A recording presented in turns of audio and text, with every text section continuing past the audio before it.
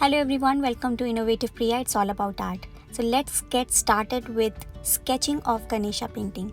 You have to make two lines like this, much big, and then just connect them. Now from here, we are going to make a number 6, a curvy number 6. Like this.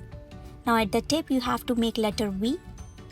From the other point of letter V, we are going to make a curve and go to left.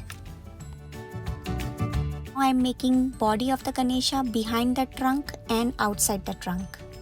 Now you have to make a half circle for the ear and just connect the 2 points of the half circle in a crescent form to make the ear. From this point, you have to rest the curve on top of the lines which we created at the first, and then just from the same point you have to make 2 lines and create the turban of the Ganesha. Now make 2 thin lines, or you can say letter U, to make the tika of the Ganesha. And here comes the Om part, which is very simple. Make number 3.